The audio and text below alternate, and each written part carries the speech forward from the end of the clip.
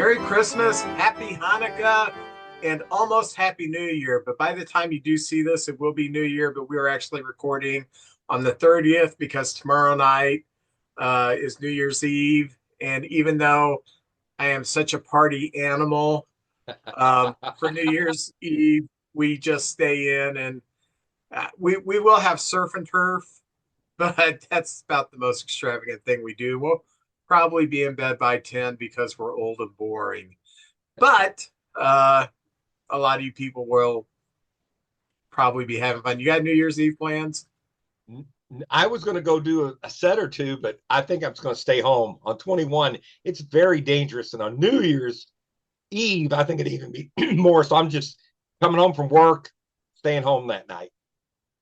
Dick Clark. Since I was a kid, I used to watch the Dick Clark, the ball drop, and the village people would be up there singing, whoever the act of the year is, or people like that. I remember when the Culture Club was on, Dick Clark. Mass hysteria. And Dick lived to be 130 and never looked like he was a day over 40. He What a guy. looked great hair, man. He had great hair. Yeah, I have great hair under this hat too. Oh, yeah, yes. that's my story, and I'm sticking to it. So I've heard rumors. all right, let's get the housekeeping done. I implore you to like us on Facebook. If you're watching the YouTube channel and you see that subscribe button, you hit it so you will be known.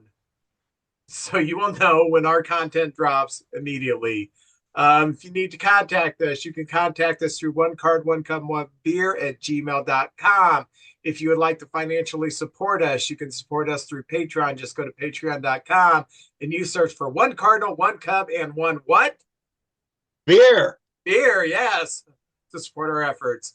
If you want to be a contestant on one of our trivia contests, if you want to be a guest on a panel, if you have an interesting baseball-related story, please let us know. We like to have those of you who watch the YouTube channel or listen to this podcast to be our guest because you actually have the most interesting things we can talk about.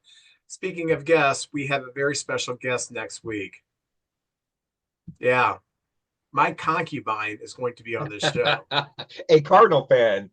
Yes. My wife, who is a rabid Cardinals fan, will be on the show. And JJ is going to interview us about living in a mixed marriage. What's it like to spend the night in a hotel? What's it like to wake up with a Cardinal branded on your butt? Yes, stuff like that we go through in our mixed marriage. Now, it's not that bad, but it is kind of interesting because I do know people who really have hard times with relationships with friends who root for other teams. Well, we can't go to a ball game together because when you're married, you just can't get away from it. So we'll talk about some of the fun things that we've been through over the years with her being a fan of the lesser team and me being the Cub fan. So anyway, JJ, how was your Christmas? Well, we've had, Christmas is always great to be around family and friends.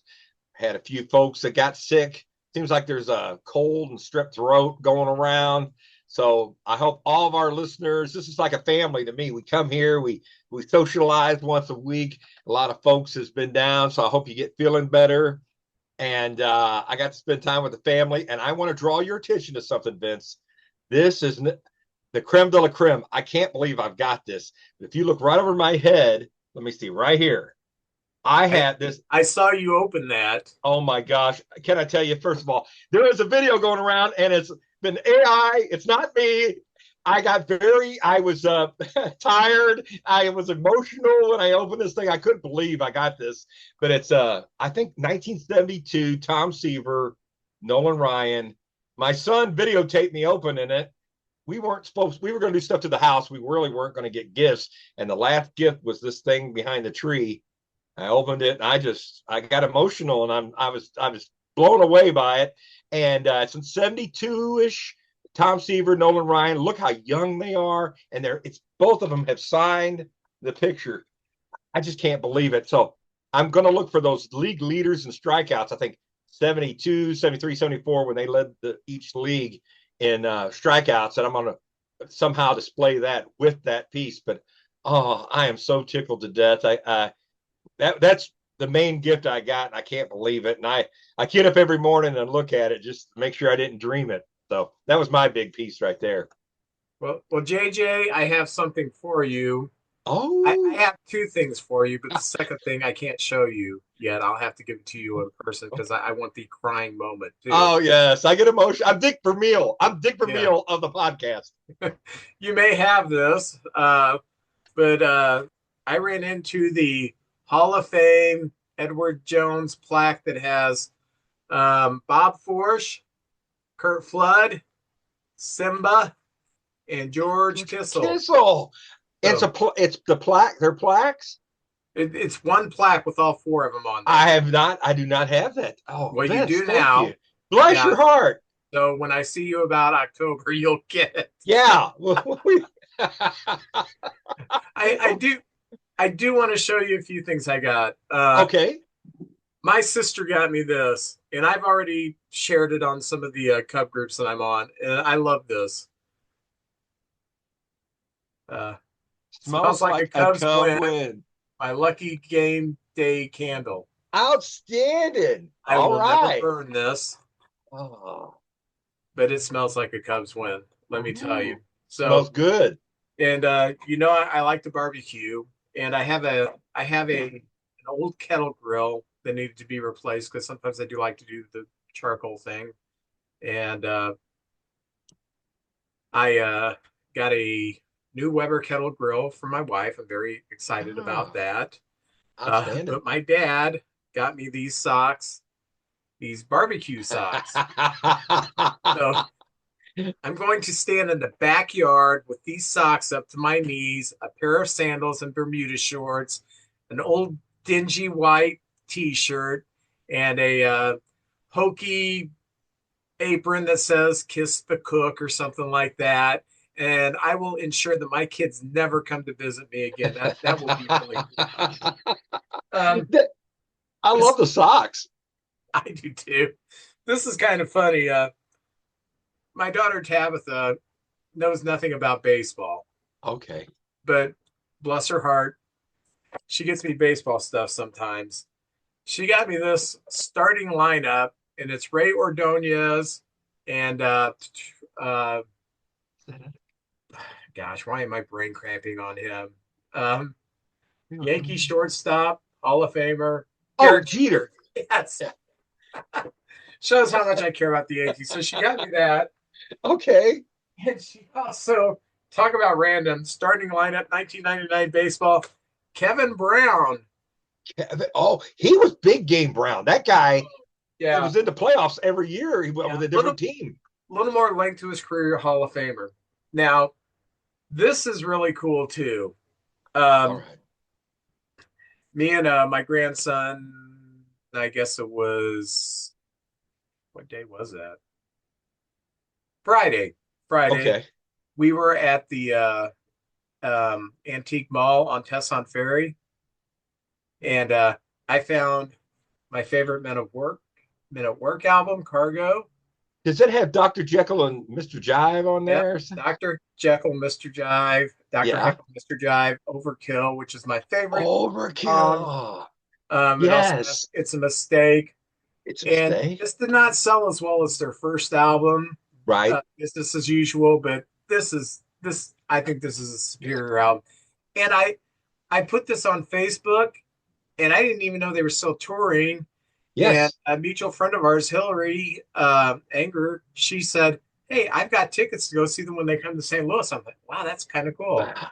So, Yeah, it's like three groups, and I think Men at Work is one of them. I can't remember the other two right now, but yeah, I heard they were coming.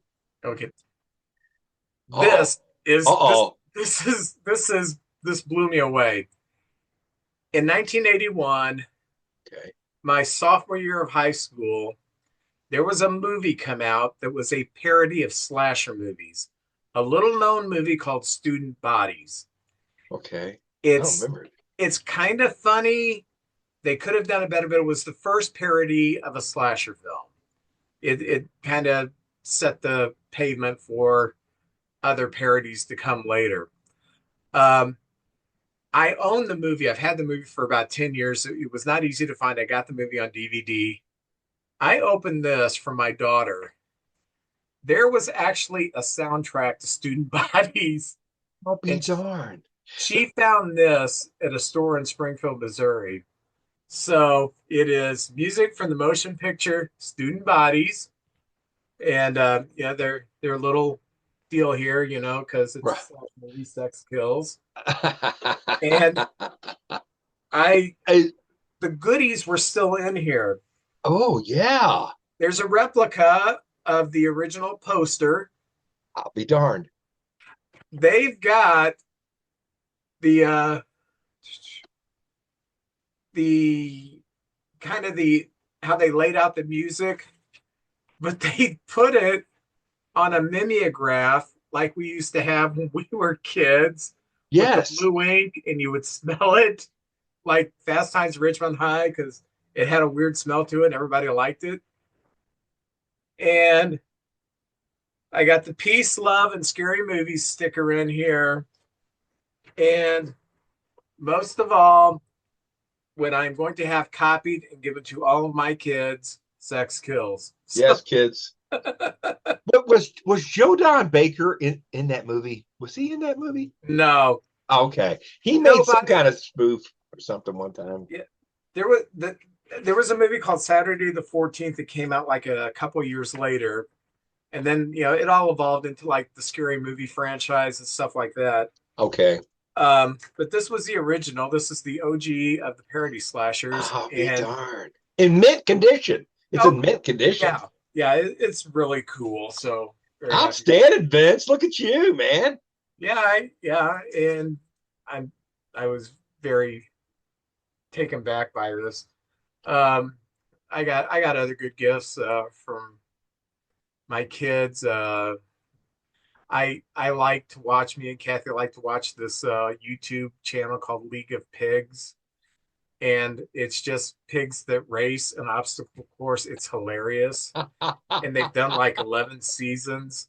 But my favorite pig is Pepper Sanchez. She's from Mexico, Oh, and man, so you know her Kathy's statistics. Kathy's favorite pig is Ginger Hamilton from London. And so Evelyn bought us each shirts. I got Pepper Sanchez, and she's got Ginger Hamilton pig. So that was fun. Oh, But that is great, man. Oh, I like that personal touch there. That's yeah, fantastic. and nothing's Ginger? nothing's great like presents that are like so specific for you. They put a lot of thought into it. And I mean, my other kids put thoughts into their gifts. Not to diss anybody, but just some of the things were a little more special. Oh, yeah. So anyway, got any New Year's resolutions? Oh, lose weight. That's always one of mine. I'm either, yeah, I know, but I can't get no bigger, Vince. I'm gonna be getting disability if I get any bigger. So I got to lose some weight. So you will see the incredible shrinking man here. I got to get dedicated to this, and I do this every year. And every once in a while, I catch on and I'll lose a lot. But I'm one of those that just have to go full bore. I got to get up in the morning, go to the gym, come home at night, go to the gym, just hit it hard, ride a stationary bike for an hour at a time. So that's my New Year's resolution, and to be a better person. I Mm. can always be a better person. So maybe I'll be, I'm not. I'm not sure if you can. yeah, that's my goal right there.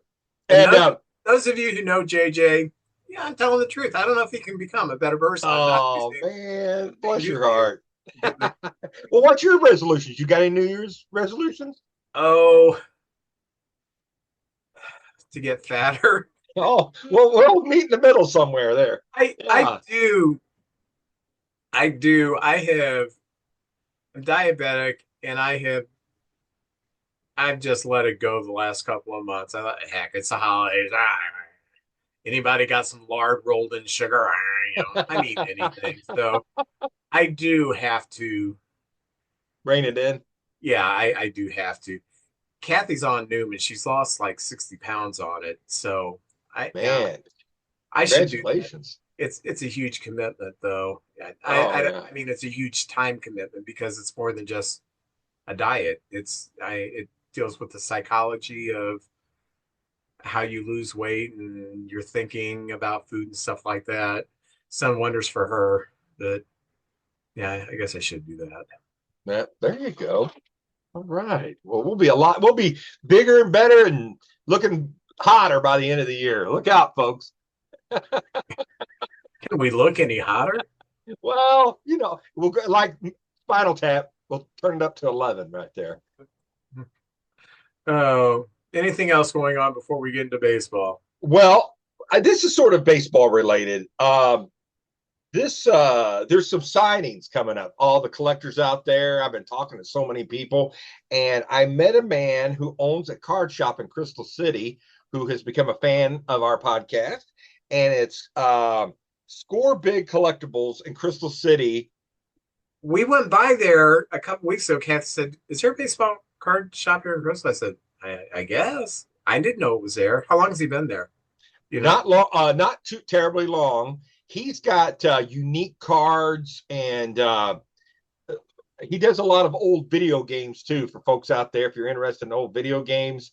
But they evidently have a line of iconic Americans, and he said cards which I never even heard of, presidential cards with their statistics on the back and things they did while they were. I see your face.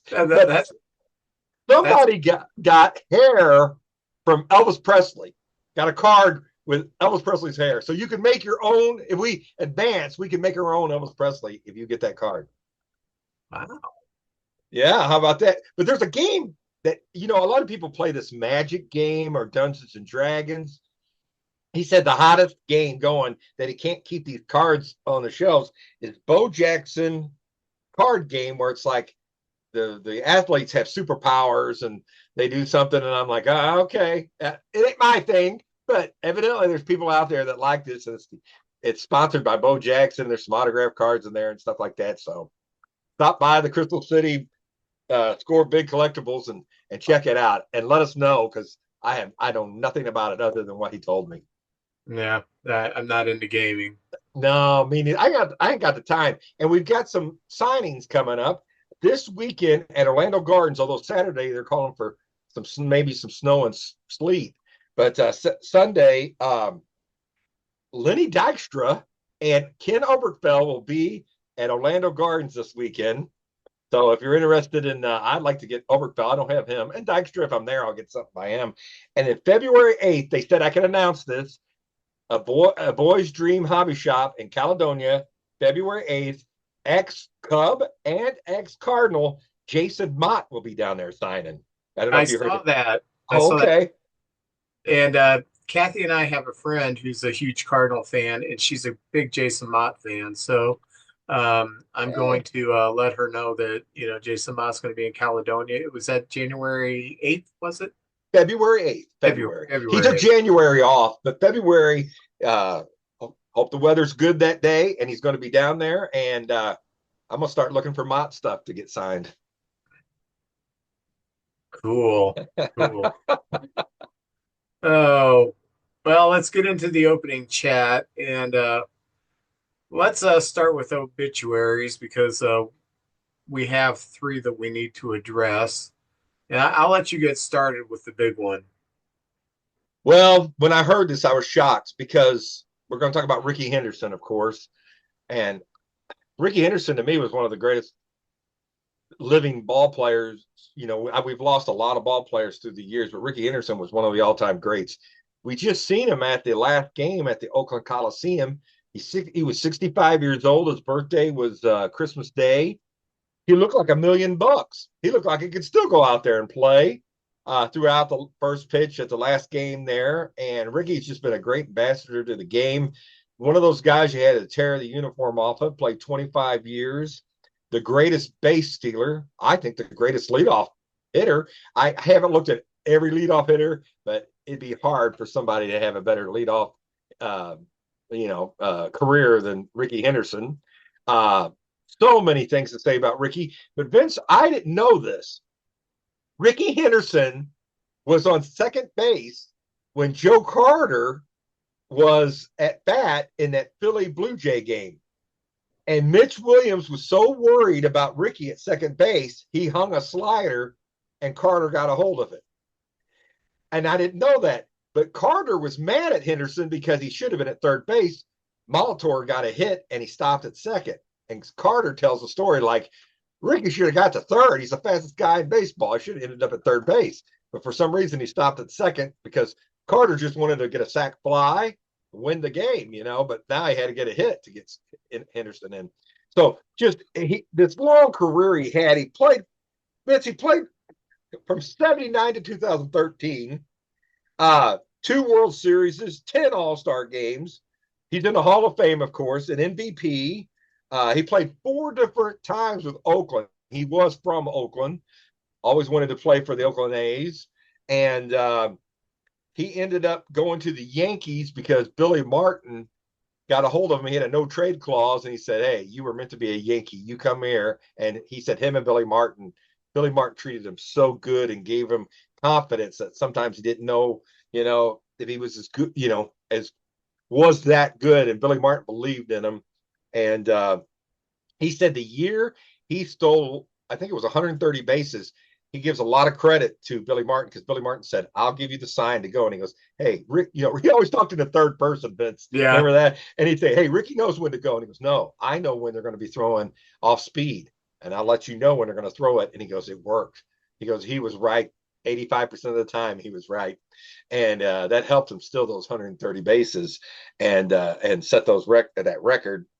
And man, Oakland, Yankees, Blue Jays, Padres, Angels, Mets, Seattle, Boston, Dodgers. He was a character. A lot of people said he didn't remember players on his own team, but he had nicknames for everybody. And John Olerud said he didn't even know he was on his. They played 3 different teams together, and he said, "I played with a guy who wore a helmet too." He goes, "Yeah, Ricky, it was me," and he forgot he had played with John Olerud at a different location. And I always liked the Oakland A's growing up with the Mustache Gang and the Billy Ball in the 80s. And Ricky Henderson, to me, I just think he was my favorite player on that team and the best player on that team. He went to other teams because he had friends like Dave Stewart's from Oakland and was with the Blue Jays. And Dave wanted him to come up and play there. And that's why he ended up in Toronto and played with his friend Dave Stewart. And he won another World Series. So I could go on and on about him, Vince, but basically, Ricky Henderson will be missed. I always like seeing him at the Hall of Fame inductions. The old Hall of Famers come there and welcome the new guys. So, God love you, Ricky Henderson. I'm going to miss him. Yeah, Ricky had a very strange sense of humor. Yeah. And one of my favorite stories, I don't know, it's hard to delineate what's true and what's urban legend, but apparently someone walked up to Ricky and said, "Do you know John 3:16?" He said, "Who cares? Ricky's hitting 330. Who cares about John? Ricky's hitting 330."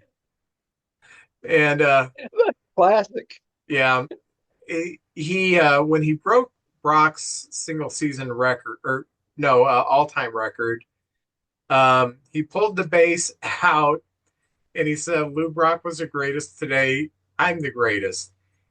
And Ricky said that he was kind of parroting Muhammad Ali, being, and he just didn't read the room right. It was taken wrong that he was bragging, and just, I think took Brock back a little bit because Brock was pretty straight laced, but he was a character.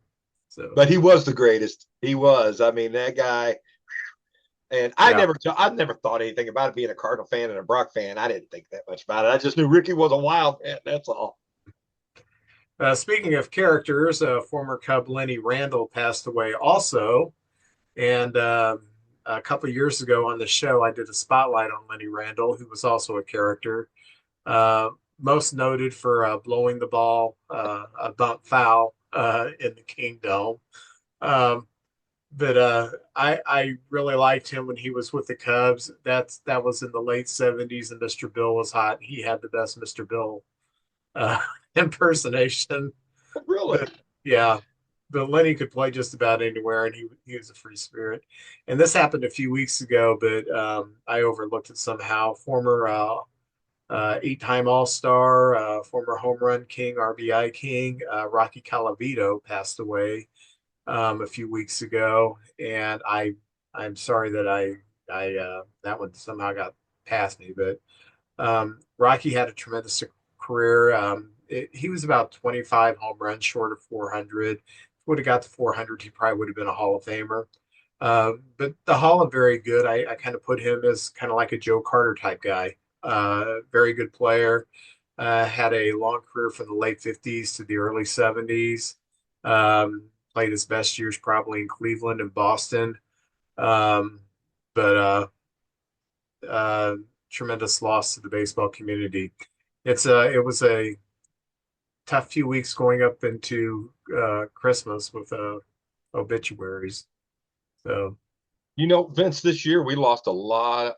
Maybe I never really paid as much attention because you forget. But at the end of the Grammys or the end of the Academy Awards, they always have the pictures of memoriam of all the people that went that year. And if it's okay, I'll just name some of them quickly, and maybe you can throw out a thing or two about them. But this year we lost some of the greats: Ricky Henderson, Pete Rose. Pete Rose, for better or worse, Pete loved the game, and you had to tear the uniform off of him. Willie Mays, my gosh, to say, hey, kid. You mentioned Rocky Calavito, Orlando Cepeda, big part of the Cardinal history. Rico Cardi, who we talked about earlier in the year. Bill Melton, Bud Harrelson, one of the all-time great Mets. And then Jerry Grote, Ed Kranepool, Marv Redmond, Al Friera. And on the pitching side, Fernando Valenzuela, Louis Tiant, Rudy May, Ken Holtzman, and Don Gullett.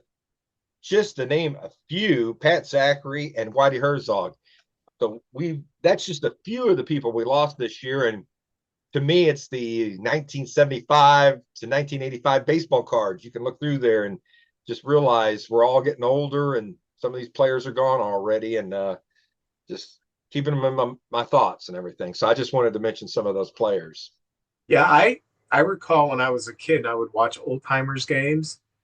Joe DiMaggio would be out there, Luke Appling, uh, just guys that are archaic now, but I actually saw them alive, which Yeah. is very weird because that's been 50, almost 50 years ago. I know it, Vince. Time I don't flies, know how man. this happens. I'm 38, but I was watching baseball 50 years ago. It's crazy. Time It, machines. so, oh, well, let's get into transactions. The big signing that happened over the last couple weeks since we've been off is Corbin Burns, 6 years, 210 million to the Arizona Diamondbacks. To the ire of the Cub fans who are like, well, we could have, and he wanted to be a council, we're cheap. This is America. He wanted to go to Arizona because his wife and his twin babies live there, and he wants to be near them. Sometimes it's that simple. It's Yes. not necessarily who's going to give you the most, who's going to go to the World Series. It was, this is where my family lives. This is where I want to work. I'm going to work here. Man, who doesn't want to be with their family? And I know that some fans of some teams, that thought that they were in the running for this guy, feel like, well, we would offered him more money. Well, yeah, you make 210 million, you make 310 million. Yeah. Is there really any difference when you're talking about that kind of money? Unless you just blow it on stupid things like Lenny Dykstra did, Kurt Schilling, people like that. Unless you blow it on stupid investments, you're set. Put it in safe mutuals and let it grow that way, for heaven's sakes. Don't buy a failing video game. And So, he lives where they're going to be training in spring training. He could be uh, home more often. And I really think look out for Arizona next year. I know the Dodgers are the team nobody matches on paper, but the Arizona's got a good team, and he's got 2 years from now he's got a buyout if he wants to. He can opt out, and I'm telling you what, Arizona looks like they're getting better and better. So watch out for them. Walker Bueller signed 1 year, 21 million for Boston, and that is the cost of taking a reclamation project that's been injured for a year that's got a track record. It's not cheap. Yeah, Like you said a few weeks ago, it's a good time to be a pitcher in Major League Baseball. sure is. So I Walker Bueller looked great in the World Series. Looks like he's completely back. I saw him during the season, second or third start, and he didn't look so good. But in the World Series, he looked like he was back. So if he has a good bounce back here with Boston, he's going to enter into free agency and rake in a pile.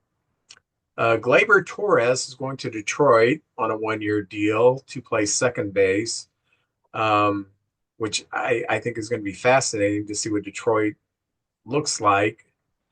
Um, they're already, I mean, they didn't sign stupid money like they did Javier Baez, um, but Gleyber Torres isn't known for the glove, and he's a streaky hitter. So I wonder how well he's going to do in that spacious park as opposed to hitting in Yankee Stadium. But God bless him, he got paid.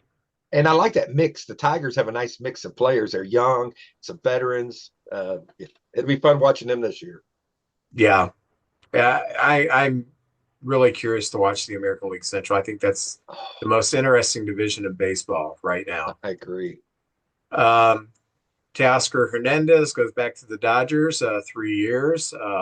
So I'm not surprised. They got great contribution from him, all-star caliber contribution, which they wasn't expecting out of him. And I think he's got a home in Los Angeles, and he just loves it there. Sean Manaea decided to change his arm slot, and once he did that, he started pitching great for the Mets the second half of the season, and they rewarded him with a 3 year deal. So Sean Manaea is going to be with the Mets for 3 more years, and he's almost reinvented himself as a Chris Sale type pitcher with that left-handed delivery coming from that arm slot. So good for him. Carlos Santana is going back to Santana. He signed a 1 year contract to play lead guitar.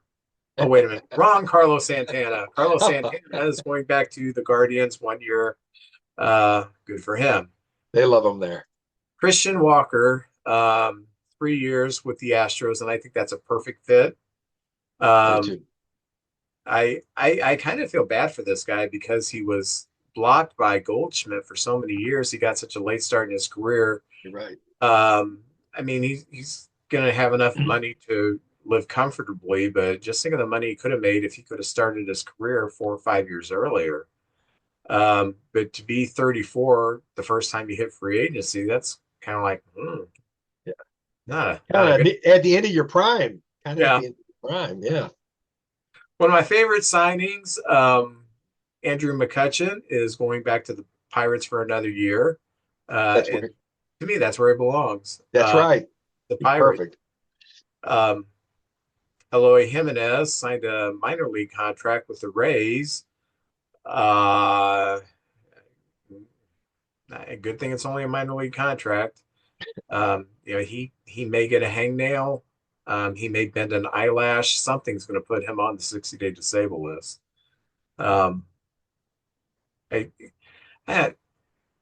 are players who make Major League Baseball because they have a lot of drive, and there are players who make it just on talent alone. But a great player has both. Eloy Jimenez has all the talent in the world, but he just is not it. He just doesn't have the desire. And wow. That could be a team killer too. You get people like that on your team. It's like, I don't feel like playing, and that's a team killer because you want guys out there. I know Fernando Vina, the second baseman for the Cardinals, when we had him, he didn't want to come out of the lineup. And Tony wanted to give him a rest every once in a while. And he said, no. Hey, I ain't JD Drew. I want to play. He'd get into JD Drew. JD Drew, he took a week off here and there, and he made. I've never seen anybody make as much money doing as little as JD Drew. Super talent. He can't play for a week. I strained an earlobe. There were stories that Dave Duncan's son used to say that when he was down in the minors, they cleared him to go back, and he said, "Nah, I need another week," and he just stayed down there for another week and just kind of take it easy, you know. So yeah, I'm with you, Vince. Those guys that go out there and you can just tell they love the game, they hustle, you know, they pick the team up. Those are the guys you want to root for and watch, you know, as a fan. Yeah, the Cubs had a pitcher, Dylan Maples, who was a relief pitcher in the minors, and he had world class stuff. And he would be in AAA, and he would have a ton of saves. And every time the Cubs would bring him up, and he just did not have a killer instinct. It just drove me bananas. But oh well. You guys got some good team guys on your team. Justin Steele, I love his zest for the game. The Japanese pitcher you have, the joy he pitches with it's infectious. You want to, I don't want the Cubs to win, but man, I'd love to see that guy win. He's just a great pitcher. So you want guys like that. You know, we had Chris Carpenter and Fernando Vina, and I mean, you could go on and on with every team in the league. These guys, you just Mookie Betts will move anywhere you ask him to. He's the kind of Yeah, guy you want to watch. You know, yeah. yeah. Jock Peterson, 2 years with the Rangers, give them some left-handed power, That's a good and spot. he's he came up, he was an all-star with the Dodgers, and then he kind of played himself down to a role player, and now he's kind of accepted that, I'm a platoon player, and Yeah. put me in against the right-handers, and I'll hit, and he's accepted that, so very good for Jock. Goldschmidt signed 1 year with the Yankees, so they solved their first base problem. And Max Kepler going to the Phillies for 1 year. Josh Bell, 1 year, going back to the Nationals after spending a few seasons away from the Nationals. Trevor Williams also signed for 2 years with the Nationals, taking him off the board. Um, this was interesting. Mike Soroka, who was 0-10 for the Pale Hose last year, signed with the Nationals for 1 year. But when you look at his peripherals, he's not an 0-10 pitcher. So, Well, you know, he's got to be better. If he pitches at the same level, he'll have a better year being on the Nationals than the White oh Sox yeah, last year. yeah. And I will the White Sox lose more games than 121 this year? Possibly. I mean, Oh. Just dumb luck. I think they'll win more games. I mean, just a ball landed here and there, you know. I don't know. the only thing I'm excited is Mike Talkman's going to probably play just about every game. Okay. So that'll keep me watching a few White Sox games every now and then. And Dylan Cease is gone, and Crochet are gone now for He's that gone, team. yeah. Yeah, so you're right. They may not win as many. Good Lord. Oh, how depressing. I saw a meme, that's it was from the Babylon Bee, which is a satire publication, and it was Santa gives instead of coal this year, Santa gives kids 2 tickets to White Sox games. That's classic. Oh man. I want to go to a White Sox game this year. I want to go up there and check out the stadium. I have my own beer vendor and my own my own bathroom. You'll have your own section, so they may let you manage the team. You Oh never man. know. We're going to be running. Everybody's running. Uh, uh, in trades, Jesus Luzardo was traded to the Phillies, and Luzardo was linked a lot with the Cubs. Yes. And I think the asking price was just a little too much for what the Cubs wanted. And with Luzardo coming off an injury, they passed. Uh, Josh Naylor traded to the Diamondbacks, so Josh will take over the first base spot for the Diamondbacks. Can't believe they got rid of him. I can't They, believe they no. don't they don't they're having cash flow problems in Yes, they are. Cleveland with the TV deal, and Roki Sasaki is still being courted by teams. The Cubs had a personal meeting, and apparently a lot of teams just sent like videos This is, but some teams had personal meetings, the serious teams that he's considering, and the Cubs had their meeting with him. Good sign. So we'll see. I'm just kind of looking at it. If we get him, that's a bonus. If we don't, we didn't have him to begin with. Um, I found this interesting that Scott Boras' clients, Alex Bregman and Pete Alonso, are still available. This sounds like what happened last year. It sure does. Um, if this leaks into spring training and they have to take some kind of a wonky deal, I is the way Boros does business is his time's passed him up. I mean, he's an older guy; he's in his 70s now. That hardball stance to where eventually one team will bend to me. It seems like that's not as solid as it used to be. Yeah, he used to have he'd always have the cream of the crop free agents.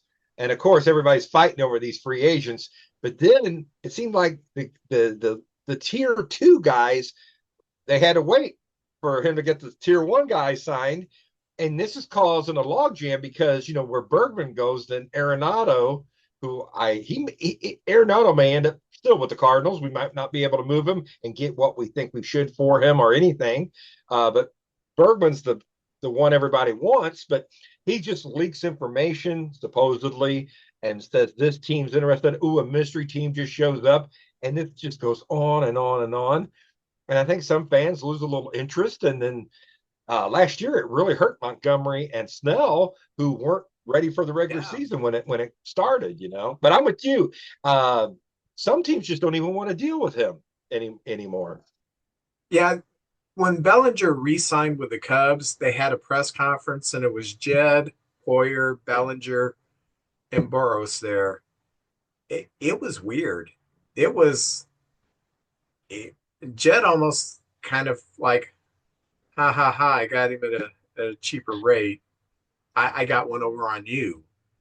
And then I think Montgomery doesn't he doesn't have much of a market anymore. Um, No. yeah, if I was a player, I would have when you're talking about that much money, is it just an ego thing? I would tell my agent, these are the places I want to go to. These are the parameters I'm looking for. If I don't hit those parameters, still I want to go to one of these teams and I want to start spring training. I would just kind of give the parameters. I'm a creature of habit. Yes. And if I was a baseball player and my my apple cart was upset because of this, I'd probably go out and have a terrible season too. So, but I just wonder if his way of doing business is kind of passe now. Maybe. Maybe. And for those of you who are still wondering why Trevor Bauer, who went and dominated the Mexican League, which by the way is kind of like a lower tier class AA league. Okay. Players are not going to Mexico to play. They're going to Korea. They're going to Japan to play if they're going to play overseas. Um, the Mexican League is not as competitive as those leagues. The amenities are not that great. Um, Trevor Bauer, there's a video of him, a montage of him in the Mexican World Series. And if you want to know why teams don't want him, watch that. He is just trash talking the other team, and it's going over it's going Overboard. over the line. It's I'm great, you suck, sit on the bench, that kind of stuff.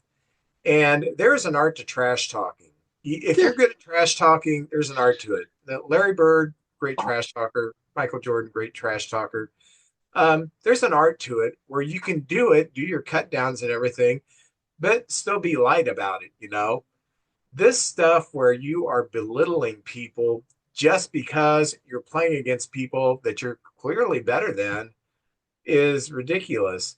Now, He spent 1 year in Japan. No one's ever said why he didn't go back to Japan, why he went to Yeah, Mexico. Maybe they didn't want him in Japan. No possibly. major league team wants him. There are times, no matter what your talent level is, if you're an a-hole to not just other players, to the organizational hierarchy, and to your teammates, nobody wants him on a team. It's that simple. He's not going to pitch in Major League Baseball and dominate like he did in the Mexican League. It's like comparing apples to oranges. It's like if I play checkers against my grandson, I can beat him every time.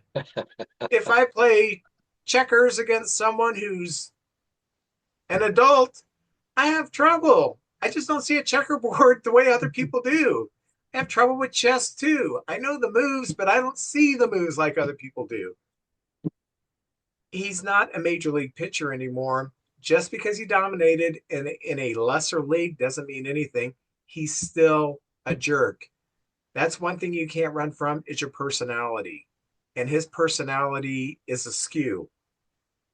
I'm sorry, I don't mean to be harsh, but nobody likes this guy and they don't want him in the clubhouse. So, Yeah, have you ever seen there's these TV shows called The Dark Side of Wrestling and The Dark Side of Comedy, and they tell you about a comedian who spiraled out of control or a wrestler?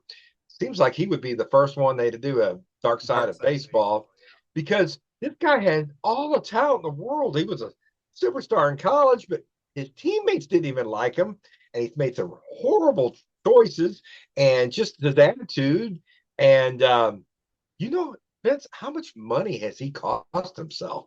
Just if you're just talking about dollars and cents, he's cost himself a fortune, and he's just like he's almost like the punchline to a joke now, and that's just sad because people like me, God, I wish I had his talent. You know, that would have been so great to be able to pitch like that. But Lord didn't give me a fast. I can't throw a ball 95 miles an hour, and I can't make it move. But man, that's just sad.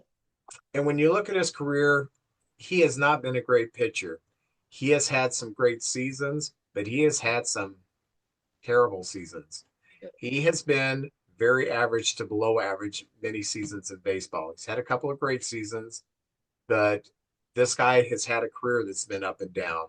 So anyway, I'm done. Right? Have you seen that video of him in the Mexican? I heard he yelled at people and he was belligerent and Oh, things like that. yeah, it's uncomfortable to watch. You know, there are people we don't like in life, don't get along with. Um, I don't have it in me to be that big of a jerk to people I don't like.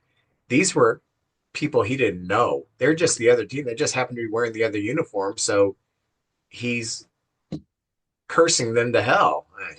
Jeez, You man. know, Vince, if he was on my team and a fight broke out, I might not hurry out there as fast as I normally would have. Like I would have taken a leisurely stroll while he's fighting three guys, you know. Hey, on the other side of the coin, a good guy. I want to talk about the good guy, and I don't think we mentioned him yet. You know, we talked about the upcoming. I think in January we'll find out the players that'll be inducted to the Hall of Fame. But the Veterans Committee put in Dick Allen and Dave Parker, but they had the Ford Frick Award, and it's Tom Hamilton, the 2025 Ford Frick Award winner, who will go in the Hall of Fame.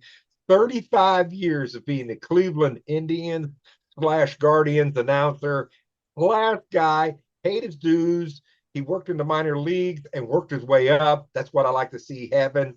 And he was so touched, not as touched as I was getting this this piece of memorabilia, but he was touched, and I'm excited for him because he's a good guy and one of those guys like being from St. Louis and Arkansas. I didn't know much about the guy, but after reading about him, I'm so happy for him. So he'll be one of the guys inducted this summer into Cooperstown. You know, the great announcers are still the guys on the radio. I agree. And Ray Hartman, you know, he'd rather listen to a game than watch a game. And the reason that there are so many people who would rather listen to a game than watch a game is because those great play-by-play guys just paint a beautiful picture of what's going on, and you can see it. And when you pair them up with a good color person, um, it's fantastic. I think about Pat Hughes, who went to the Hall of Fame last year for the Cubs as the radio announcer, and how he had such great chemistry with his color man, Ron Santo. And then when Santo passed away, Ron Coomer came in, and they have great chemistry together. And so I would rather watch on TV, but if I'm in the car, man, I enjoy listening Oh, to a yeah. good baseball game. Um, if the person is good, you can see it.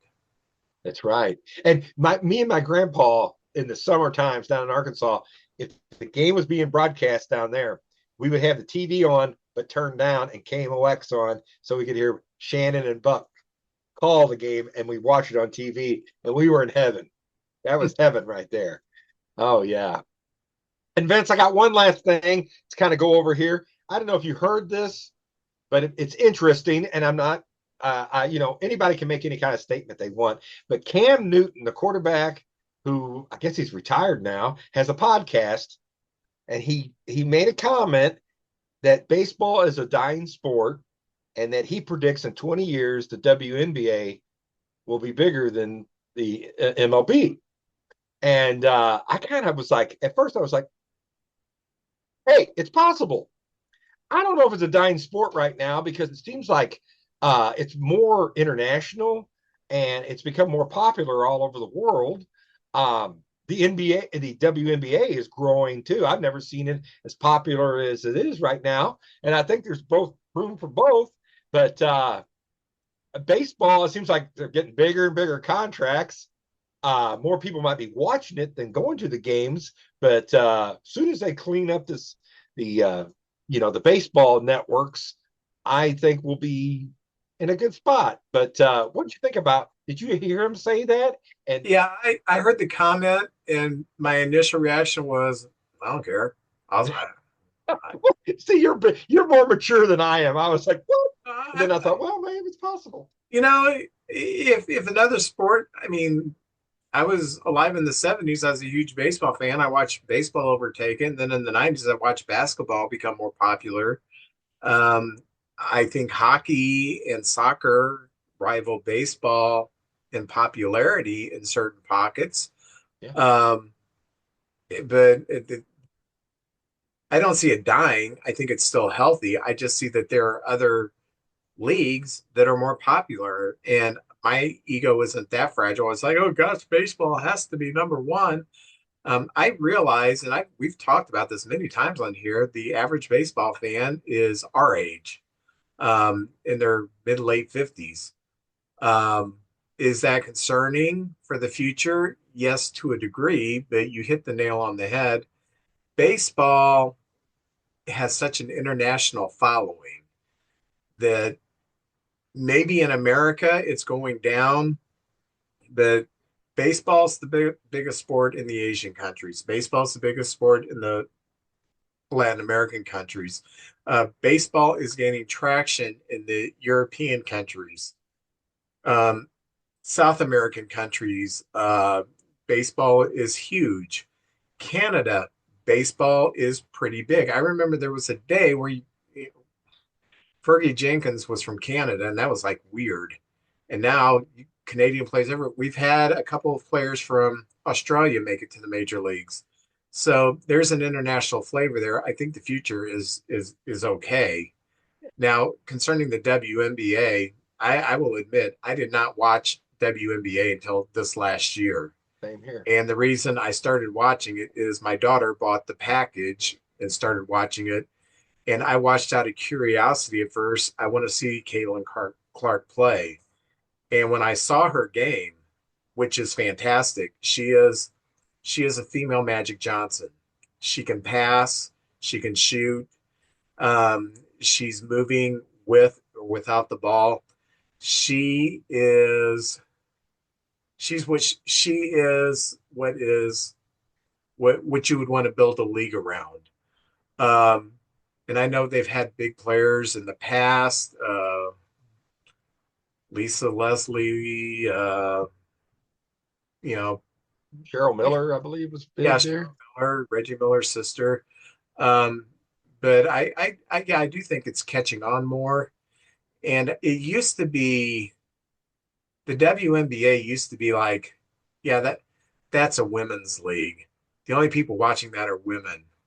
Well, I would rather watch a WNBA game now than an NBA game because I don't like the way NBA has I agree. decided that the players can run the league and decide to put together super teams and just dominate. So I lost interest in in NBA basketball 20 years ago when stuff like that started happening. So yeah, I don't care. Cam Newton, his career is over. I guess he's got to do something to stay relevant. Have nothing against Cam Newton. I If mean, that's his opinion, that's fine. But I just think it's wrong to say it's a dying sport. Um, I don't think it's nowhere near a dying sport. no, I enjoy it now as much as I ever have, and I've seen it through this and just being out there. I've met so many people that I stop and talk baseball with every single day, and I don't know. It seems alive and well in my little world, my little bubble. Yeah, yeah, mine too. Anything happening in Cardinal news?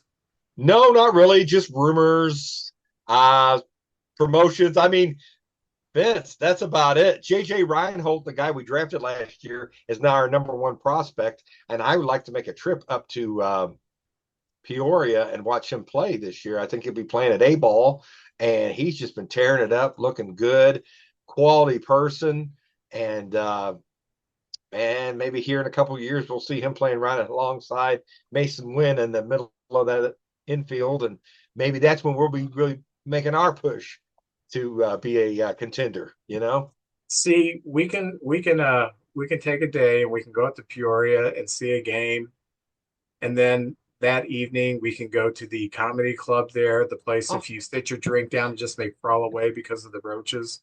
Um, and we can watch people go up there and tell the jokes of a seventh grade adolescent, and everybody think it's great and tell us how bad we suck from St. Louis. you're right. You're right. That was my experience, and the That's strip club burned down next door. You yeah. know, that was sad.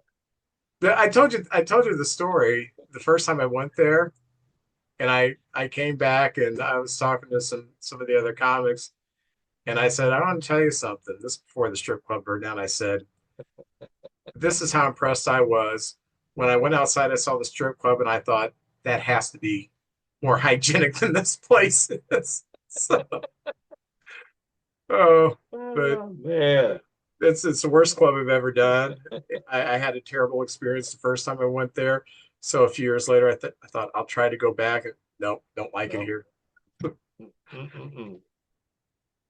Yeah, nothing much in Cardinal news though, Vince. It'll be coming up in the January. We'll see the new designs for all their promotions for the pocket schedules and the yearbooks and the media guides. I kind of get excited about that.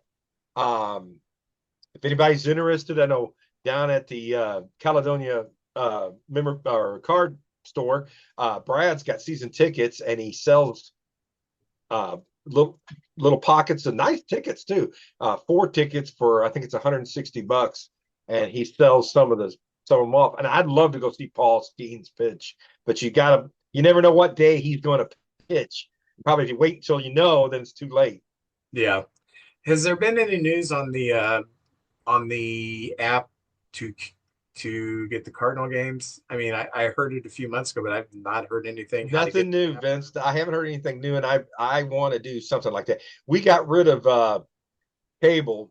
We got rid of cable this winter, so I'm going to have to do something to watch the games, or I'll be listening to them with our good friend Ray Hartman.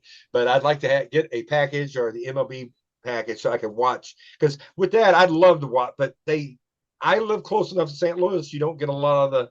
I get blacked out on all the home games, so You'll get I don't. blacked out on the away games too. Oh, really? Yeah, yeah. Oh, I I have the MLB TV. We've had it for gosh since we lived. in our old house. So it's been about 12 or 13 years.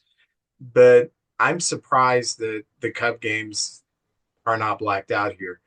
Cardinal games are blacked out like this huge swath. You can't find Cardinal games that are not blacked out because all the way down to Arkansas, going all the way up to Iowa, they have blacked out Cardinal games. That's their So fan. That's the fan base right yeah, there. They got to do something. I'm looking forward to getting the app so we can watch Cardinal games again. And Oh um, yeah. my favorite thing to do in a year is to make sure that I watch one or two games from every team because I I just want to see what they look like. And it's weird because Oh, sometimes I'll watch a couple of games of the team that's like going through a skid. I think they suck. The next thing I know, they're in the playoffs. So I caught them the wrong games, I guess. well, they'll bring up young guys, or they'll make a move, and sometimes the players they pick up or made a move a couple years ago, they'll start maturing or coming around, and somebody develops a split-fingered fastball, and everything changes. You just never know. Oh, in Cub news, Matt Mervis, the Matt Mervis era for the Chicago Cubs has come to an end. He has been traded to the Marlins for for Vidal Brujan, who is a utility infielder, light hitting utility infielder. And Matt Mervis, a couple years ago, minor league player of the year for the Cubs, put up some tremendous minor league numbers. He's had two stints in the majors, one in 23 and one in 24, and his swing is just too long for major league pitching. Um, and I was on one of the Cub groups that I'm in, and they said, "How come we only got this light hitting marginal player for him?" That's that shows you what the rest of the league thinks of him. He doesn't have a market. And the reason is because when he has been in Major League Baseball in the show, his swing is just a little too long. He used to be able to get away with a long swing when fastball was coming in at 89 miles an hour. Now you have to have a compact swing.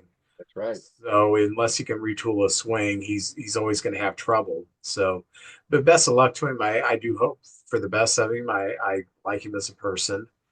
The Matt Tice era has come to an end before it started. We got him from the Angels in a small trade, and then we traded him to the White Sox for cash.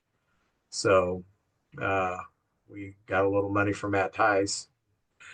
Ben Heller, relief pitcher who has pitched, I think, maybe exclusively for the Pirates. We signed him to a minor league contract. Tremendous stuff. Has never been able to put it together and has dealt with a lot of injuries. His call up was like 8 years ago. He's been around. It's just that you don't hear of him because he's Tommy John, shoulder screwed up and everything. But he's had his moments because he does have tremendous looking stuff. But we've seen a lot of guys with tremendous stuff that couldn't put it together. So Yeah. but the probably the biggest news for the Cubs is that Sammy Sosa is back in the fold. He made an apology, and within 20 minutes, Tom Ricketts tweeted, X or whatever it's called nowadays, that we welcome Sammy back, and he's been a tremendous player. Blah blah blah. Kumbaya. What I like is that he said he's sorry for his mistakes and that he took substances to, and I'm going to say this with a straight face even though I know it's complete bullshit. He took substances to help him recover from injury, which is the excuse every steroid person who wants to get back into the game uses. Yeah, I just took it to get back. Yeah. Would you have hit 70 home runs without that? Oh yeah, I would have still hit 70 home runs. It had nothing to do with the home runs. I'm waiting for the player to say, hey, my career wasn't going much. I took this. The only honest player has been Jose Canseco, who said, I took it to get better. I was an Yeah. average player. I took steroids. I became a great player. Awesome. I made a lot of money. At least he's honest. But it's he never apologized for what I think is the most egregious thing to do to a team, to walk out on your team. I know it's the last game of the year. but you don't do that. And he didn't apologize for that. So whatever. Sammy's back. He can throw out the first pitch. He can go to the Cubs winter warm up. Uh, thanks for the memory, Sammy. I'm glad you're back. But I just like sometimes I would like for someone to say, yeah, I took it to hit a lot of home runs and to make a lot of money. So, you know, who's never taken substances to hit home runs or make a lot of money? Not that I know of, anyway. Jeremy Connor. Jeremy Connor's never taken performance enhanced drugs. Very good. Comes a time in every man's life when he needs some advice on relationships. You need to listen to the podcast DMDR, which stands for Dating, Marriage, Divorce, Remarriage, from my good friend Jeremy Connor, the Dr. Phil of the Boot Hill. You can find DMDR on Spotify or whatever platform you choose to listen to your podcast. Mm-hmm. Well, being this is our last episode of the season of the season, it's not a season of the year 2024, historic year. We're just gonna kind of talk about our favorite memories from the past year, and I didn't say, hey, your top 5 or top 10, just memories, just kind of spitball some of your memories. So JJ, I'll let you just talk about your memories of the season, then I'll talk about mine. Sure. You know, I'm always remember a season and maybe things that happened, and there'll be 2 players that I remember, and the first one is Paul Skeens. This guy came in and everybody was talking about him, but I've heard of big players coming in, but I've never seen anything like this. Now, St. Louis has had a young player and we get all excited about it, but it might take him a couple of years before the rest of the league finds out about him. Paul Skeens came in, and Vince, I've never seen this before. He pitched a great game against us, and the Cardinal fans gave him a standing ovation as he was leaving the game because he went out there and went another inning. And I like everything about this kid. And then, he's dating a gymnast from the United States Olympic team. Good for him. And everywhere he went, it was just like must see TV. I love this kid. I love his makeup. He is a dazzling pitcher with an array of pitches, and this is just his first season. Now, I know there'll be ups and downs, but now we've got this phenom in the memorabilia world with this. Everybody wants to try to find this Paul Skeens card, and it's worth thousands of dollars and season tickets and go to New York and be on a TV show. I've just never seen anything like it. I know like Dwight Gooden kind of hit the scene big, and Fernando Valenzuela and Mark Fidrix, but never in my lifetime and to the degree of Paul Skeens. Good for Pittsburgh. That's great. And I hope he stays there a long time and has a great career. But it's also good for baseball. So I just a moment ago said, if I go to a Cardinal game this year, I want to see them play Paul Skeens. He only lost 3 games, and 2 of them were to the Cardinals, so I feel pretty good about that. But he can only do so much. They got to score some runs too. But that's one of my first thoughts about this baseball season is Paul Skeens, Rookie of the Year, and he didn't come up till I think it was the middle of May. And he won the Rookie of the Year. Yeah, he came up in May because I was in Springfield watching my daughter graduate from her graduate program. So yeah, that was in May.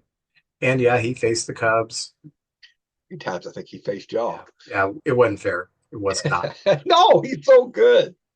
Woo. I like your comp to Fidrich because Gooden was in New York. Valenzuela was in Los Angeles. Fidrich is in Detroit. Skeens is in Pittsburgh. These are blue collar type grittier towns that don't have this huge population. And Fidrich put Detroit on the map for a year. Too bad his career did not go. It got derailed because of injury, but the Skeens put Pittsburgh on the map. People wanted to go see Pittsburgh games suddenly. Oh yeah, and they're a good team, and this is just another level. Pittsburgh, I would be Vince. I look at the Cubs as the team to beat in the division, but it wouldn't surprise me if the Pirates or the Reds sneak in there and get put it all together this year, you know? I'm still saying the Brewers are the team to beat. Yeah, I know they always see, no matter what we say, they always find a way. They Yeah. always find a way. You want me to keep going with other things, or you want to flip Yeah, flop keep back and forth? going. All right. Well, also, one of the moments that was just emotional was the Rickwood game in Alabama where they fixed up the old Negro League field and played the first professional MLB game there. And the Giants and the Cards, and at the time, Willie Mays was supposed to be there, and then he didn't pass away. He passed away before the game, and it became a big tribute to Willie and the Negro Leagues, and all the living players that are still around were there. And it was just great. And I was so honored that the Cardinals got to be a part of that. And that was a real special day for baseball. I hope they keep doing that. I think it's, I know baseball is a routine where you play 3 games or maybe a 4 game series, and you're on the road for 3 series, maybe a day off, and you come home for a couple. But if you can give a team a rest and do something like that, I think it's just good for the game. And I have really enjoyed that. What do you think of that Rickwood game? I loved it. The game was secondary, You're which is right. okay because it was the middle of the season game. I thought they had the two proper teams. You had the Giants, and they had of course, Willie Mays played the vast majority of his career as a Giant, a lot of those years in San Francisco, and you had the Cardinals, another storied team, and I thought that they had the two teams that represented well. I thought the city of Birmingham did a great job preparing for it. I thought they got the stadium in great shape, and it was a great broadcast. The if you didn't you know shed a few tears with some of the interviews and the pre games, and so yeah, it was awesome. Uh, Vince, this my next story might be a blessing in disguise. Tampa Bay Stadium, which they've been talking about building a new one or moving or doing something. Hurricane went through there and tore the roof of it off. Maybe they'll get a new stadium.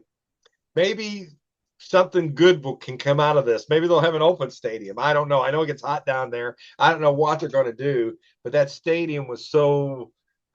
I mean, they had special rules for when the ball hit the ceiling or a catwalk or something like that, and players would lose it up on in the top. And I'd like to see, since they've got this history, stay there. Every once in a while, they have a team that goes to the World Series. Be good to see them stay there, and if they could build something. But I think they were 28th in attendance this year, 28th. So, and I don't think they were necessarily all that good. And there's years they're good, Vince, and their attendance still is not Yeah, very good. So I don't know what's going to happen there, but I think they're going to play this year at where the Yankees have their spring training, which you said is very hot. But I yeah. think they're playing. They've lopsided their schedule where they're going to be like the longest road trip and the longest home stance in baseball history this year. Um, Also, we'd be foolish not to mention Otani's 50-50 season. Yeah. My gosh, I was going to save that for the very last thing. But Vince, I got to see Otani play, and it's almost like seeing, well, Nolan Ryan or Tom Seaver. It's like we've become aware. This guy has made us aware that this guy is the best guy playing in baseball, and he's going to pitch next year. So look out. And no regular player's got a shot at the MVP if this guy plays up to his potential. He got to play in the playoffs for the first time. Vince, I've never seen this before. It'd be the inning before, and they say it's 5 batters away before Otani's coming up. And you're like, my gosh, this is like the Beatles are going to be playing after Neil Diamond. The Beatles are hitting the stage, kind of thing. Like, whoa! And he carried himself with such class.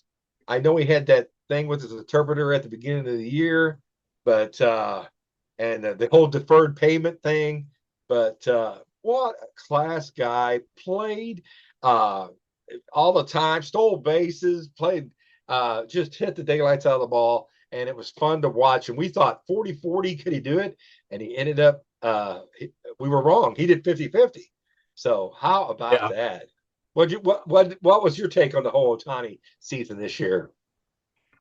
It exceeded my expectations. I did not see 50 stolen bases. I don't think anybody saw that. Max went back and looked at his career. We were in the car one day, and even in Japan, 10 stolen bases. So the stolen base thing was tremendous. I kind of think Otani is one of these ultra talented guys who can decide, you know what? I think this year I'm going to focus on I my goal this year is to walk 120 times. He'll do it. He just seems like he went to the season thinking, okay, I can't pitch. I can still hit. You know what? I think I'll steal bases this year. I think I'll go for 40, 50 stolen bases, and he does it. So that just seems to be the kind of drive he has, self-motivation. So I thought it was a tremendous season. I wish it would have been a tremendous season with a different uniform on, but hey, Maybe he'll be the guy who says, I'm going to do complete games. I'm going to bring that back. Who knows? If anybody could do it, it's him. yeah. After 2 Tommy John surgeries, though, I think they're going to baby steps with him this year. And what a pitching lineup. Vince, if anything, this ain't fair, man. This Dodger team, they're willing out there. Good Lord. This is crazy. I know. What are you going to do? Glad they're Um, not in the division. amen to that. I've got, do you have any others? Because I also have some benchmarks that happened this year that I was just going to go over, maybe ask you a few trivia questions during this benchmark section coming up. Well, when it comes to baseball as a whole, you covered the Skeens thing, you covered the Otani thing, which is I was going to cover. I was also going to cover two more things that happened in baseball in general before I kind of hit stuff that pertained to the Cubs that were meaningful. Bobby Wood Jr., tremendous year, led the Royals to the playoffs. They had a first round advancement to the second round of the playoffs. And as someone who's lived in Kansas City for a few years, I've always looked at them as my American League team. It was tremendous to see them uh, get back to the playoffs and being led by such a class person who said, you know what, I know I can make a ton of money if I just but let's go ahead and extend myself and I'll stay in Kansas City. And yeah, that really made me happy that he extended. He backed it up with in most other years could have been an MVP season. Um, and then he had this tremendous season and led them to the playoffs. And because of that, they've actually added to a team that had talent, and they're making a charge to win the division this year. And I It's think going to be that's fun. It'll be fun uh, watching him. He got a second 30-30 season, Vince. He's only 24 years old. Back to back 30-30 seasons, 24 years old. There's only a handful of people that's ever had two 30-30 seasons back to back before the age of 24. And I'll just kind of run through them real quickly. Alfonso Soriano, Vladimir Guerrero Sr., Barry Bonds, and Bobby Bonds, father and son, Ron Gant, Willie Mays, and Ryan. That can't be it. Anyway, that's the ones I have at the so he's in rarefied air, 24 years old and two 30-30 seasons. That's pretty yeah. cool. Another one of my memories that just stuck with me because it was just a great day of baseball was I'm painting our bedroom and I have the last two games of the year between the Braves and the Mets on TV, and the Braves won that first game in extra innings to make it to the playoffs, and then the Braves won the second game to make it to the playoffs. That first game, game 161 for both teams, that was a fun game to watch. And I'm I'm a Midwesterner. I'm always going to have the chip on my shoulder about the two coasts, But it was like I really think this is a cool thing that the Mets, who've had this very strange season, who's had a very strange few seasons. A couple of years ago, they signed everybody to a lot of money, and it didn't work out, and they just kind of hung in there this year and made it. So that was tremendous. I've got a I've got a couple Cub highlights that I'll go ahead and mention. First of all, Imanaga's performance this season was fun to watch. 16-3, ERA under 3, and I expect there's going to be some regression this year. But I love a guy with a 92 mile an hour fastball who will challenge any hitter up in the strike zone. So he's going to give up his home runs, but he is a pitcher. I love to see that. Going to another pitcher, Justin Steele's complete game on July 5th, a 5-1 victory over the Angels, his first complete game. And he was just so thrilled to pitch a complete game. He's just got a lot of exuberance and a lot of emotion.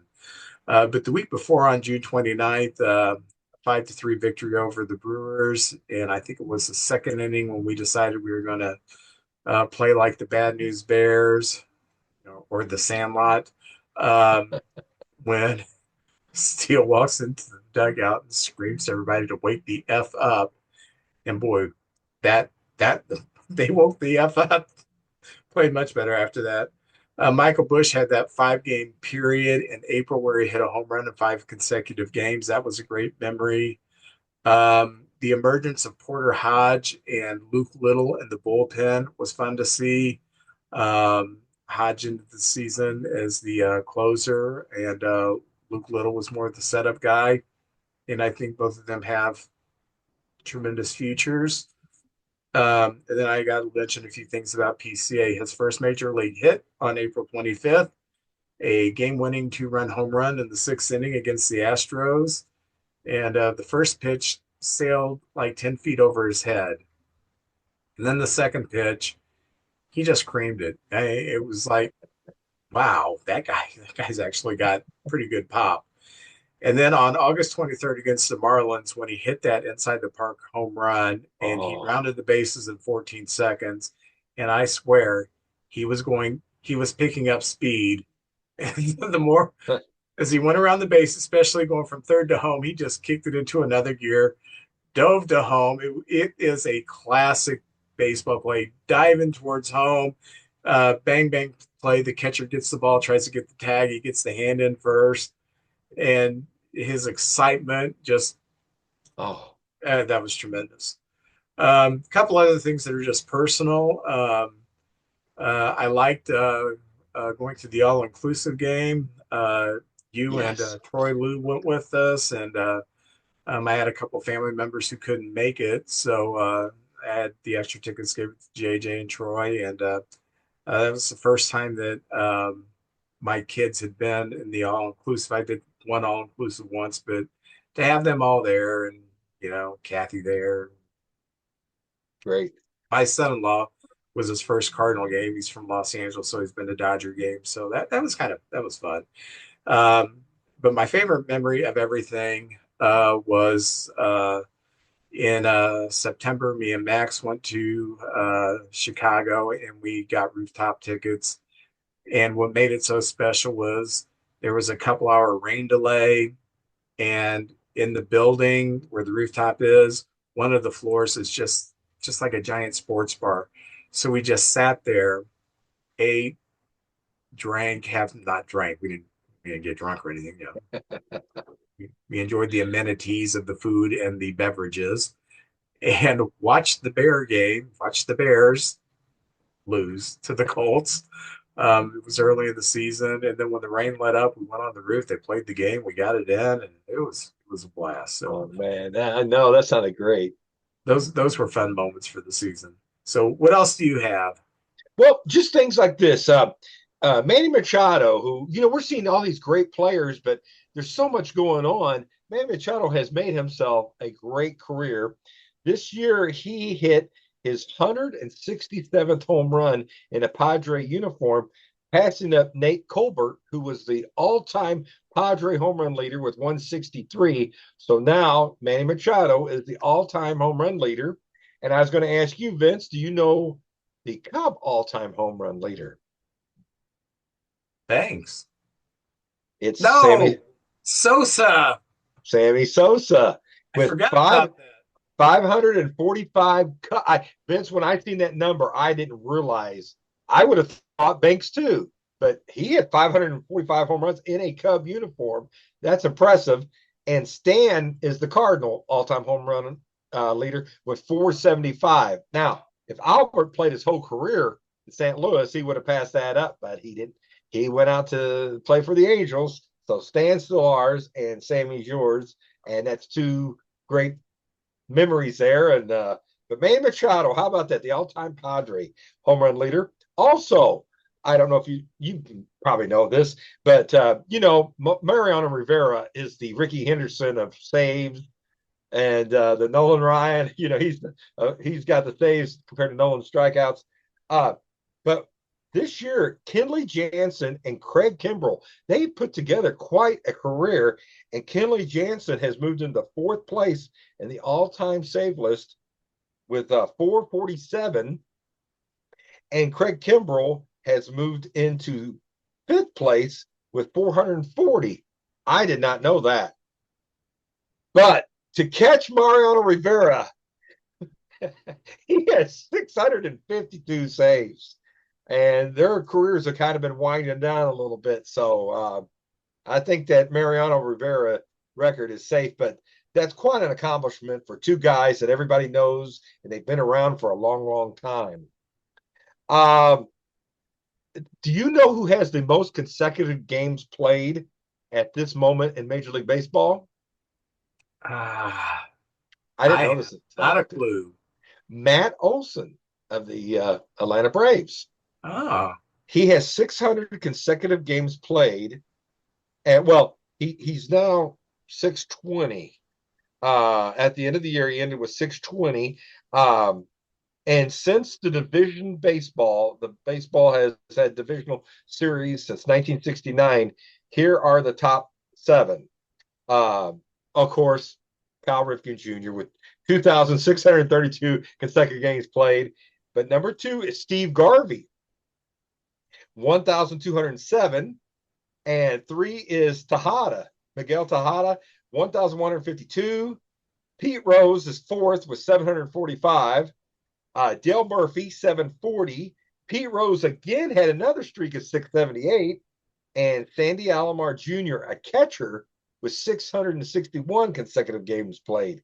So Olson's about eighth right now, and he's creeping up on Alomar Jr., Rose, and maybe at the end of the year catching Murphy and the other Rose consecutive streak.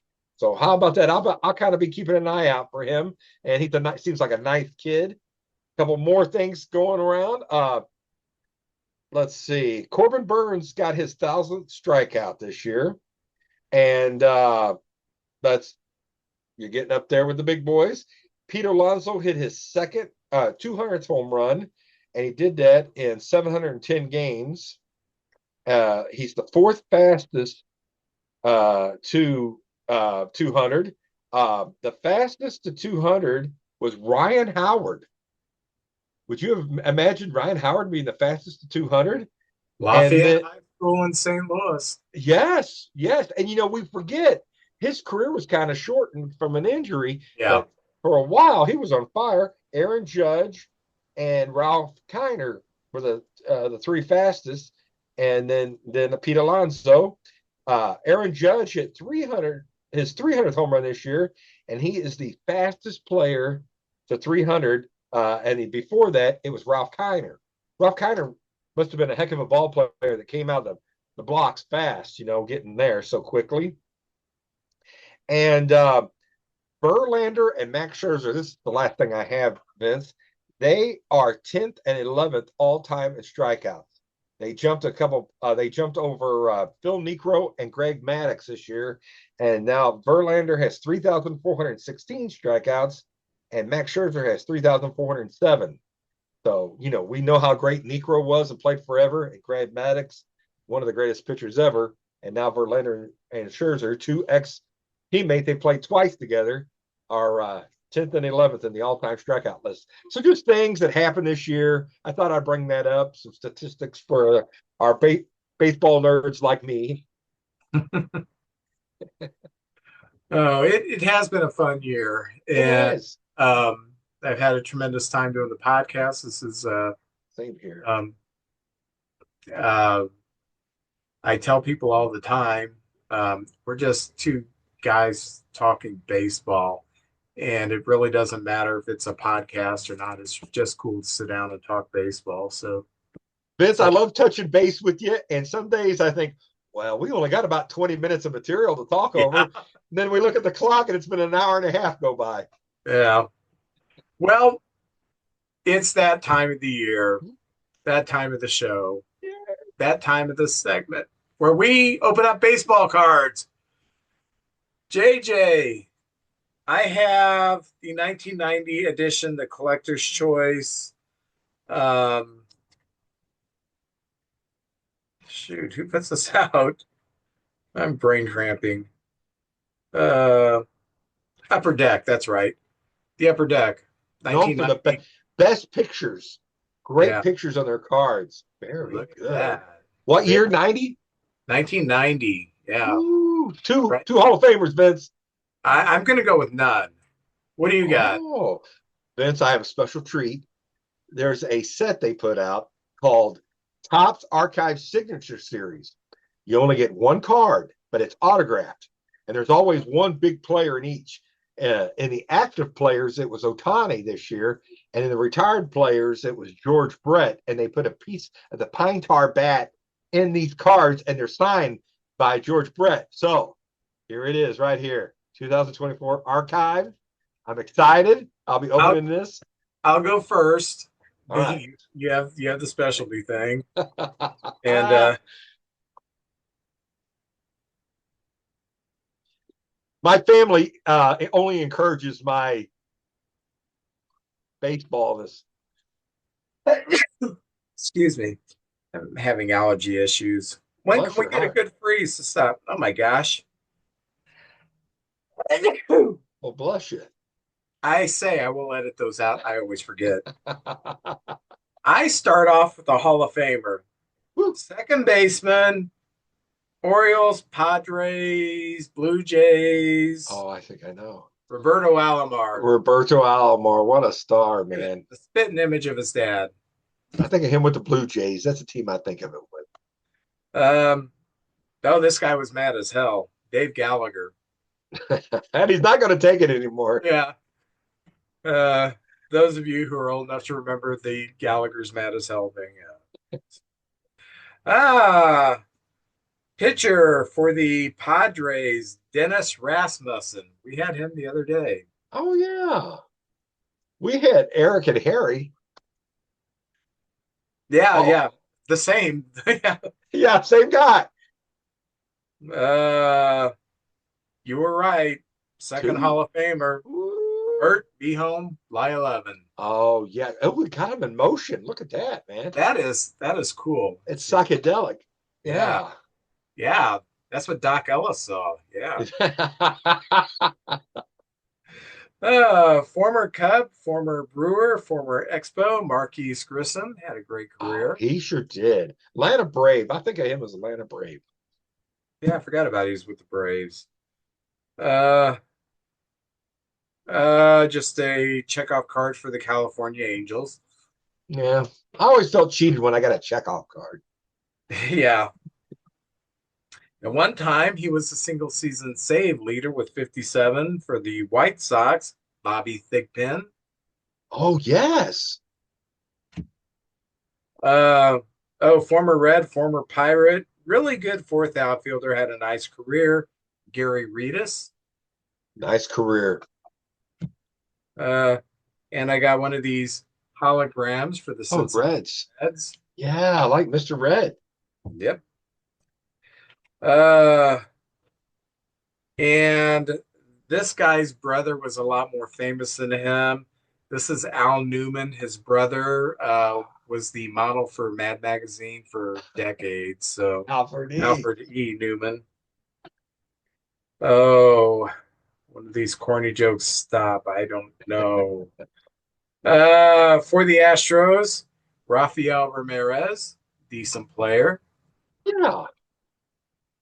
Uh, the former MVP for the Braves started his career with the Cardinals, Mr. Terry Pendleton, Oh, he was so good. and with the Golden Glove. Oh, And yeah. this has happened a few times. The next card is also Terry Pendleton. Well, I'll be darned. Oh, How about that? I do not remember this guy for the Braves, Jeff Weatherby. Don't know. Looks like he had some kind of a neck problem. Used to have to use a bat to prop his head up, I guess. So maybe that's why I didn't make it. So, He's like Mr. Fantastic. He's just very elastic. oh, this guy had a great career for Mr. Elastic for the Red Sox. Middle reliever. Sometimes he would be at the back of the game. Mr. Bob Stanley. Oh, yeah. He had a nice career. I think a long one, too. Yeah, yeah. And former Padre, former Blue Jay, former All-Star Tony Fernandez. Oh, yeah. All right, I got two Hall of Famers, and now I am dying to see what you got in this All thing. right. Maybe to be a Hall of Famer. I think there's like 220 players, all the way from George Brett to Lord knows who. I wouldn't mind getting a Cub or a Cardinal. I'd love to get the George Brett card. Oh, hang on. So I'm opening this up. I'm not going to look at first. I'm going to show you who I got. It's in there pretty good. All right. I'm not looking. I hope I got the right. Yeah. All right. So that's who I got. It is, oh, Brian Wilson. Remember him? He used to have a big beard. Yeah, So these cards have this foil thing on the front and the back, and they can tell if it's been broken. It The autograph is right there of Brian Wilson. And Vince, I have to say this: today's players need to sign their name. They just put a couple of squiggles and a line down and something over the top. You can't, if you just seen that signature, you wouldn't know it was Brian Wilson. But I'm looking at this, and it's got the archive series signature thing here, but it's one of one. There's only one of these cards, so I'm sure that adds to the value. And then they gave it this set of cards that had this look to it. I think was 61s, so it's modern day players with that 1961 where the picture looks like it's curled a little bit, and then the back looks identical to the 1961s. I believe that's the year. But anyway, Brian Wilson without a beard, signed card. I'll deal with that. That's not bad. I'll take that. One of one. So that's you pretty know, darn cool. if you wouldn't have said without a beard, I would have thought, who the heck's Brian Wilson? Remember him? He had that like Yeah, CG top beard. yeah, Yeah. I remember. Yeah, I was thinking the Beach Boy, and then when you said without the beard, oh yeah, that's the closer for the Giants who had the freaking beard. Yeah. I didn't recognize him at first. His hair spiked, which I don't remember that ever being a thing. And then no beard. I don't. Hat. So Oh, you never know with a baseball player what their hair looks like. well, I'm tickled to death. That's a nice one. I've never had a Brian Wilson autograph, so that's pretty darn cool. Very good. Well, Yeah. very good. Well, JJ, you have a fantastic New Year's, I'm excited and about next week, the interview yep. between the Cardinal Cub family. This is going to be great. Hey, So yeah, we're looking forward to it. We'll have fun. And I knew another couple. I when I lived in Collinsville, he was a Cub fan and she was a Cardinal fan, and they were friends of Todd Worrell. And Todd Worrell used to tell them they had a mixed marriage. And so, since me and Kathy got married almost 17 years now, yeah, I've always told people, yeah, we got a mixed marriage. Oh, Jamal Gardner, who is a listener, him and his girlfriend. yeah, He's a yeah, Cub guy. She's a it's got the Cardinal same lady. thing. So, Yeah. yeah. it's really easy. It's really not that difficult to coexist if you're mature about it. So we have a real hard time coexisting because we're both immature. All right. Well, JJ, you have a good week, and You we too, will talk sir. to you next week. Thank you.